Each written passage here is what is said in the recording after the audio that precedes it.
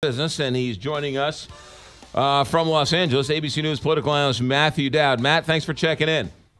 So great to be here. Thank you. Let's first talk Donald Trump's campaign. Dare I say he's running on all cylinders right now? Is that possible? He's running on way more cylinders than he has been running on, and I'm watching the last 10 days. He's the most disciplined he's been in this entire race in the 500 days or so since he first started in this. I think this is going to be a very close race, which I always thought from the beginning of this. And the question now is can Donald Trump, through the next 55 days, through those debates, which are going to be key, can he keep up this discipline? Kellyanne Conway and Mike Pence are doing most, if not all, of the talking. He's nowhere to be found. It seems like the less he talks, the better his campaign does. Well, I don't think he would like to hear that, but that seems to be the truth in this. And I think the more, I've always said, whoever this race is most about is going to lose. And wherever the conversation in this race is most concerning will be the loser on November 8th. And I think the more he backs away from that sort of direct attacks and all the things he has, and allow the race to be about Hillary, he's going to win. And if Hillary can do the same thing with him, she's going to win. All right, now let's talk Hillary Clinton. It's one thing, this health thing, but it's another thing. It's now Wednesday. She hasn't really been much from the campaign. She hasn't been out anywhere. At some point, they're going to have to start answering questions. Yeah, and I guess that what I heard last night was she's going to be out tomorrow evening. I think her first event, she's back on the trail tomorrow evening. I think it's the most valuable asset in a presidential race is time. It's not money and it's not organization. It's time, because you have a limited amount of it, and that's it. And then once November 8th comes, it's all done. And so you lose a few days, you lose campaigning. It's not good. I think she can catch up if she's after it and does it in the final, 7 weeks of this.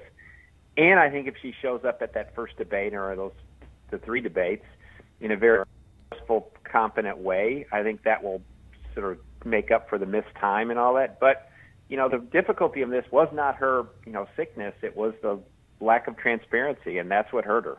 I think she missed a golden opportunity, Matt Dowd, coming out on Friday when she was diagnosed and admit it and sort of be out in front of the story. Right there, she would have looked presidential. Here, she looks like she's hiding something. Well, that's the problem, and when you have 60% of the country that says they don't trust her, then that just feeds the storyline that, like, here's another example of why we have misgivings about this. I mean, it's an amazing situation we have where we have the two major party candidates are distrusted and disliked by a majority of the country, and both seem to feed that story by things they do. Donald Trump not releasing his taxes, Hillary Clinton through a number of other things, and the answer to it, the best way to clean something is light. And if they would just open the light and allow voters to figure out what's going on by giving the information, they'd be much better off. What do you make of Donald Trump's suggestion of no moderator for one of the debates? Well, I can understand why he would want to do that, because I think he's worried about being, somebody correcting the facts and saying, wait a sec, that's not true, we'll have to respond to this. That's obviously not going to happen. I think it would be an interesting debate. I think if the moderator could take themselves more and more out of it, the best debates are where the moderator structures the thing and removes themselves and allows the candidates to go back and forth. I'm hoping that's what will happen in this, but we need a moderator with these two dominant personalities. It would be must-see TV, though, if these two people in a room and throw a piece of raw meat in the middle of them, right? Oh, Super Bowl. We're going to have Super Bowl size audience, and it's going to be the biggest audiences we've ever seen. And this is two titans of their politics. It's going to be fascinating to watch. Matt Dowd, ABC News political analyst, the best in the business. Matt, thanks for checking in. Always great to be here. You got it. 7:41 here, Big 550 KTRS. Right? Imagine the two of them with no moderator. But they wouldn't get anywhere. Seriously. I mean, it would just be round and circles, a hamster wheel. The world would stop and watch.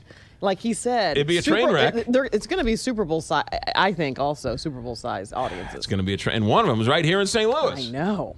Coming up. Well, and the one in St. Louis is going to be the town hall meeting where